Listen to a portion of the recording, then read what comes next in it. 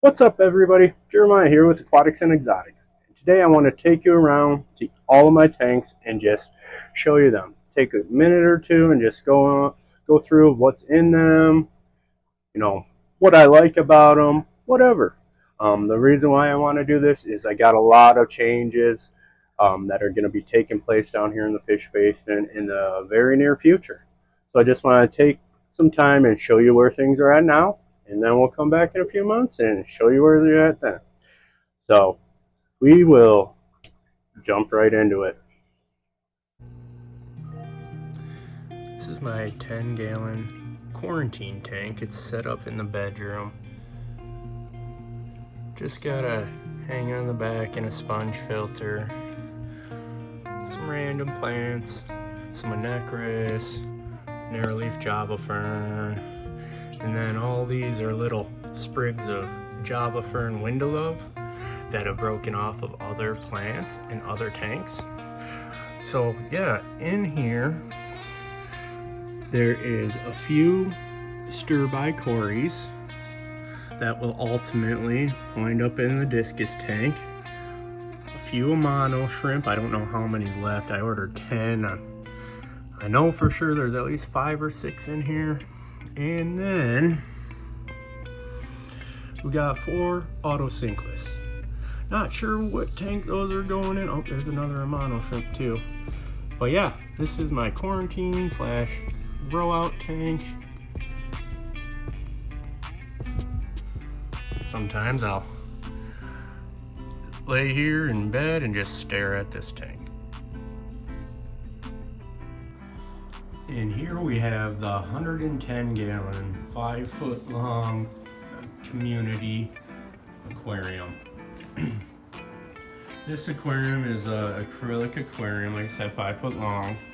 Current stocking, we've got a group of 4 electric blue acara, and we got rainbow fish, a few Australians, a few Osmanis, a lemon blue-eye bristlenose, and then a few different cories, like 5 of these albinos, and then 1 lone green cory, usually hiding down there. I can't find her right now.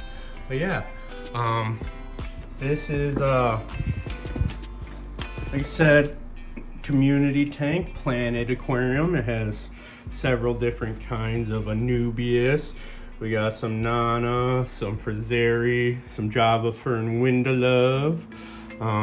Here's a Crypt Wenty Brown, I believe. Big Amazon sword in the back. Some more Anubiases. There's that Amazon sword, another Anubias. Malaysian red fern, more Anubias. And a little bit of, I don't know, Bacopa or Ludwigia stem plant there.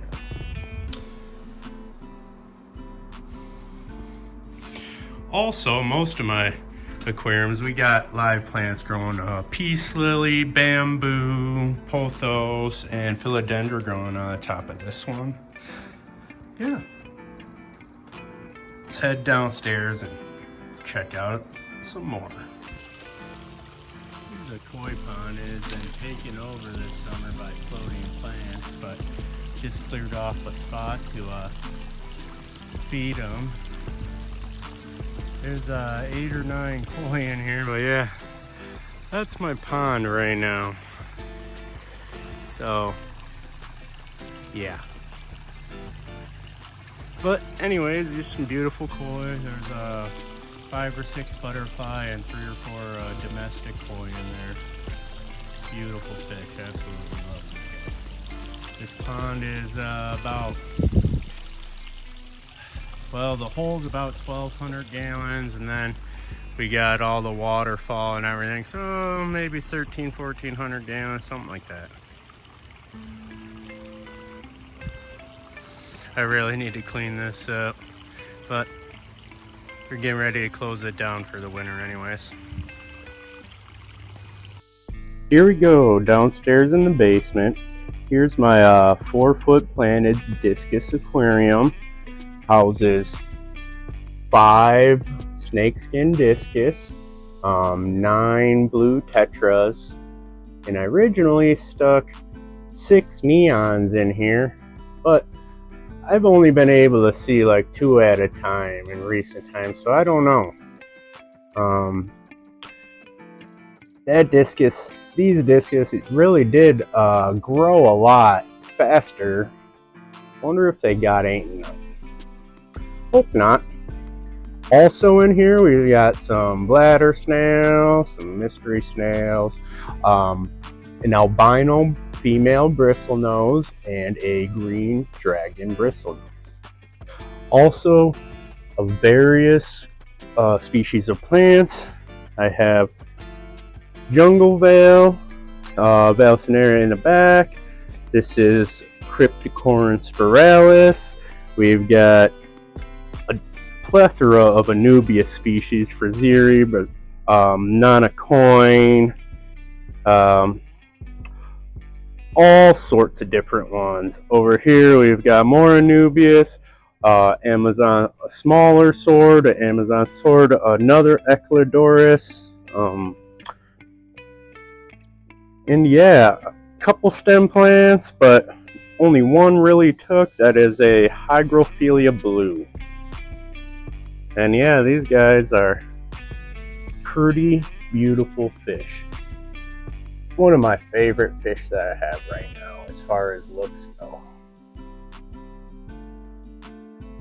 Tank just has a 4-foot LED RGB strip light, some pothos growing on the top, and a DIY sump. These guys go bonkers for the Vibra bites. Even the tetras, they hit it too a little bit. But I will throw in some crushed flake for the neons and the tetras to get a little bit more of a bite.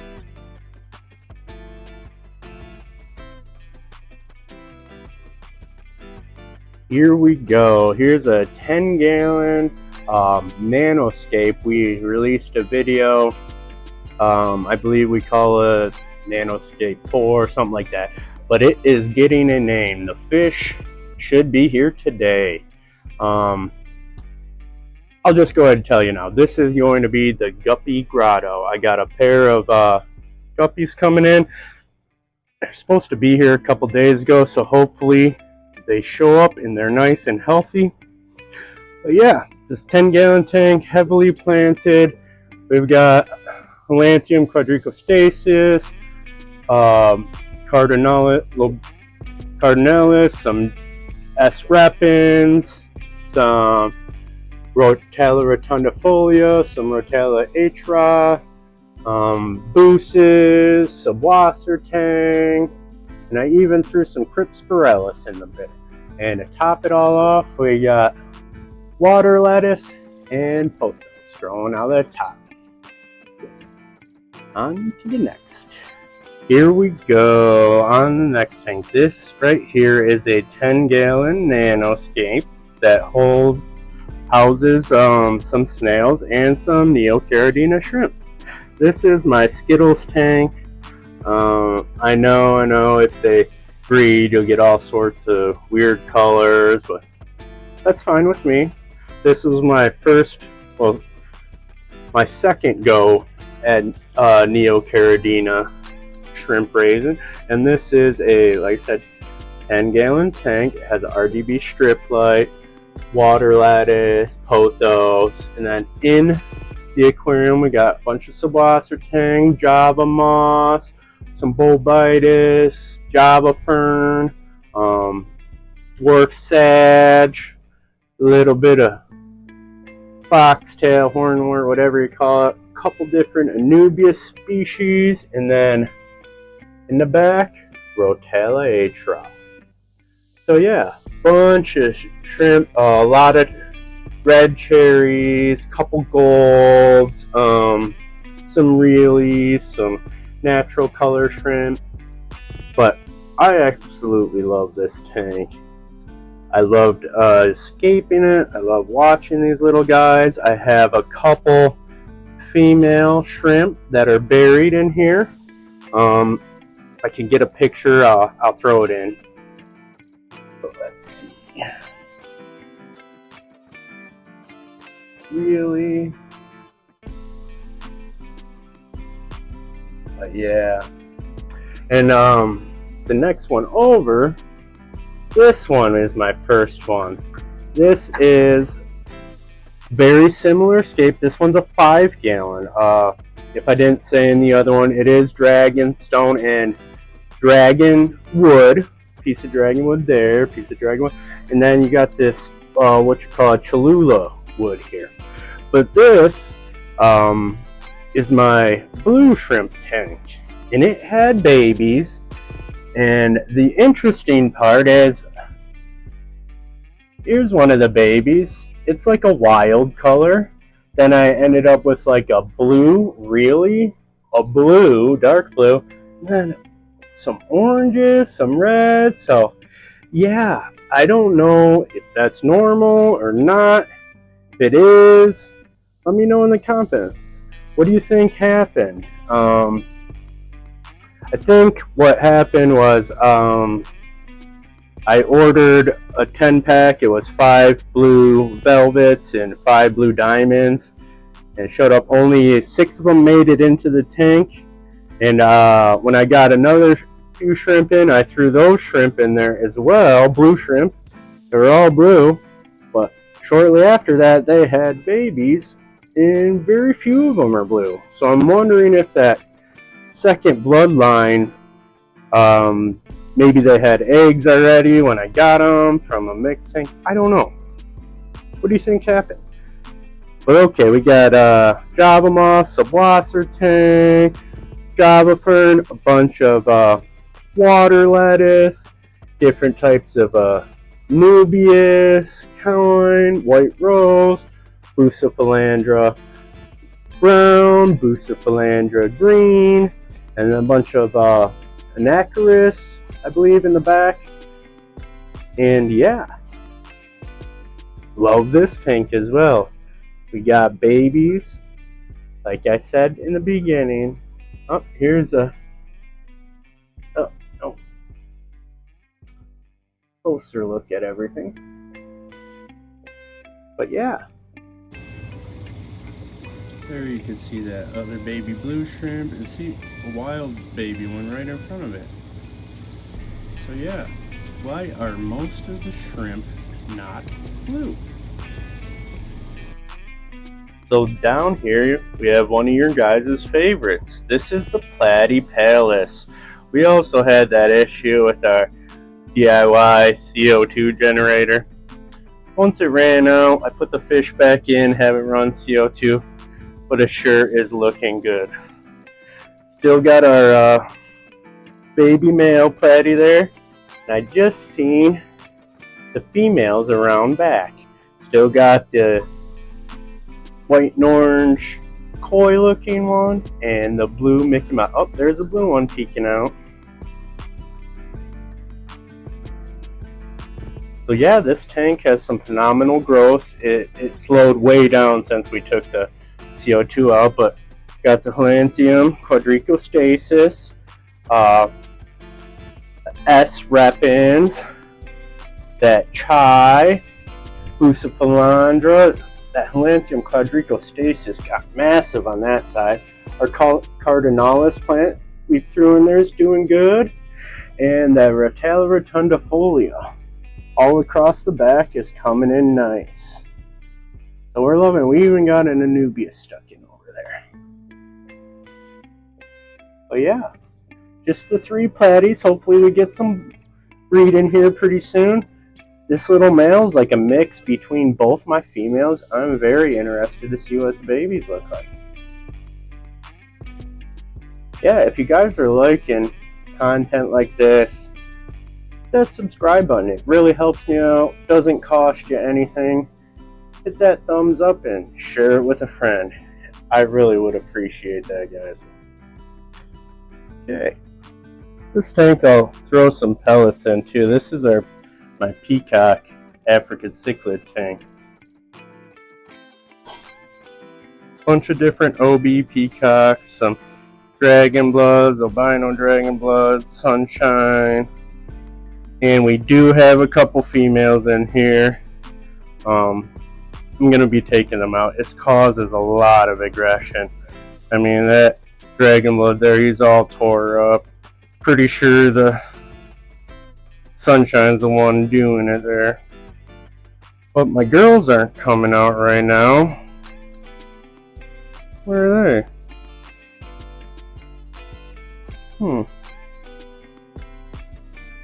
But yeah, this is my 75-gallon 4-foot tank. It houses a bunch of different kinds of acara, African cichlids, better known as peacocks. They're beautiful, colorful fish, as you can see. For filters, I got 2 Penplex Cascade hang on the backs and the Timu overhead sump just packed full of biological media. We also have a UV internal filter and another internal filter. Just gives it a lot of flow. They like a lot of flow, I've noticed. But I find these fish absolutely stunning. And yeah, I had the 2 dragon bloods, that yellow one, and one of my females, which I thought was a blue peacock, ended up having babies when they were in quarantine for 6 weeks. They ended up having babies. And well, up there's one female. I'm pretty sure that's a female sunshine. And there's another one that's all black. I got these all from my local fish store, just assorted peacocks. So bought them, they were all itty bitty. And got them really cheap, but I tried my best to pick out males. Obviously didn't do 100% good job because I do know I have 2 females, at least one for sure, because we did have fry. And those fry are actually down in this mess of a tank. I scraped the section here for you guys to see it. This is just a 20-gallon tank.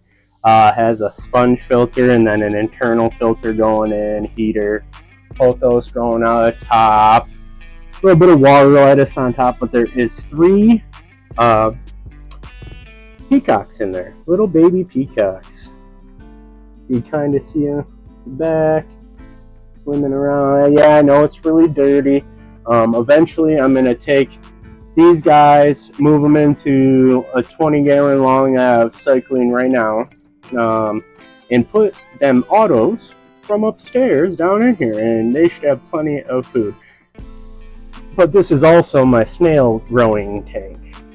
And the little itty bitty snails, they can get picked off by these guys too. So yeah, that's it for the peacocks. Let's move on to the next. Here's our next tank. If you guys watched the channel before, you know that I have these 2 electric blue acaras that we rescued from the local fish store. These guys, I really want to put them upstairs, but I did have some breeding activity upstairs. They laid a bunch of eggs. Nothing came out of it. It was their first go. And then I had these ones in, I think the little one's a girl and the big one's a boy. So I was hoping these ones paired off. And I just threw them. This is a 40-gallon breeder. Has just a bunch of random plants, pool filter sand, some rocks, then Hygrophilia blue, Anubias, Amazon swords, water sprite, and water lettuce, pothos growing out of the top. It's canister filter. This is a new filter too, Fishkeeper brand. So far so good. I don't hate it. It seems to be working good. And then a big old sponge filter in there. This is a 29-gallon Goldfish tank in. I thought that I had lost this fish. Like, it disappeared. I took all the decorations out. I took all the decorations out, took everything out, couldn't find her for like 2 weeks, guys. I couldn't believe it. And ended up finding her. She's still alive, but she's not doing good. We're doing our best. Hopefully she comes back. But this is Fishy Scent. That was Swim Shady. Hopefully she was just swimming around. Yeah, I know. If she keeps suffering, we'll have to do some. But this is just a 29-gallon tank. A little bit of fake decorations. Hang on the back filter, sponge filter, pothos grown on top, whole 9 yards. Yes, I'm going to tell you guys where I found her. So, she was inside this small Pleco cave. Now, granted, I had all of this, taken everything out. It was sitting on the floor. Took that out, that out. I took every single thing out. It was sitting on the floor for 5-10 minutes. I didn't see her in there. And then I just so happened this morning, I pulled it out because I was looking. There's actually a clown Pleco in here. And I was going to pull him out. And I seen a little tail moving in there. And it was her. I hope she recovers, guys. I really do. So, moral of the story, don't put one of those in a goldfish tank. Almost forgot, guys. This is my 6 foot, man, all these glares. This is my 6 foot, 125 gallon tank. It houses my 2 tiger Oscars. We got Biaco and Toro. These are one of my few, very few fish I've named, but these are like giant wet pets. These guys are about 10 months old. They're about 9-10 inches long. We also have a common Pleco that I kind of adopted from someone who had it in like a 60-gallon tank. I know I can't live in here forever, but it's better than that. So this is, like I said, 125-gallon tank. Has 2 massive sponge filters that are good for 150 gallons. Internal filter and also a Fluval FX6. Now, kind of has a yellowish color. Just has a cheap LED 4-foot strip light. So it's a 5000K. It's a little more yellowy than the 6500 or 7500K you would see for plant growing lights. But this is one of my favorite tanks to feed.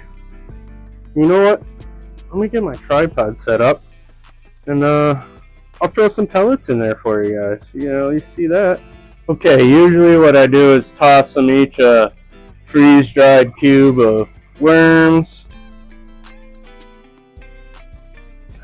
And then let them digest on that. There's another little chunk. Let them digest on that a little bit. And then we give them a scoop of acara sinking pellets. But these guys are super food aggressive. Yeah, the glass isn't the best quality. It's really scratched up. It's an old tank, but hey, holds water really good and holds my buddies here. I know eventually I'm gonna have to probably get these guys a bigger tank, and then we'll here's that Pleco again. I think we'll probably give this tank to the peacocks after we upgrade these ones. And this tank here, this is a 20-gallon bare bottom, internal filter, sponge filters, whole 9 yards. This is my hospital tank. Right now it has one of the original rainbow fish in it. He's not doing good. He got ick real bad, then fin rot real bad, and kind of recovering, but I don't think he's ever gonna make a full recovery. He's still swimming and eating, But yeah, so we medicate him. Right now he's not been on any medication. We've just been doing water changes, and yeah, hopefully he pulls through. But until then, we're gonna give him a comfortable life, and if he starts suffering, we'll have to do something about it.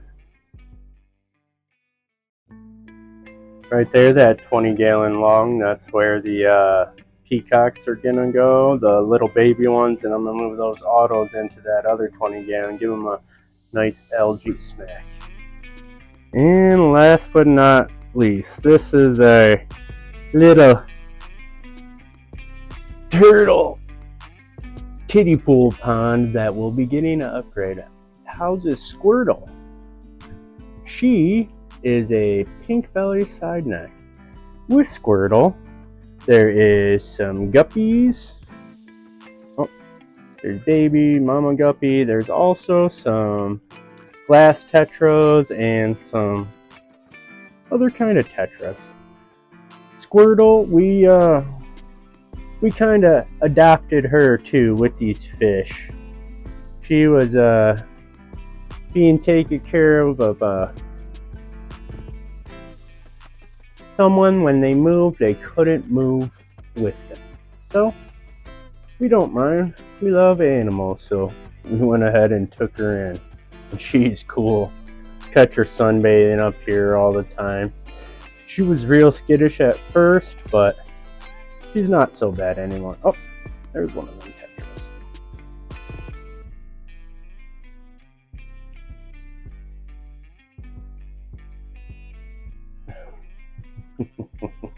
But yeah, I hope you guys enjoyed this video.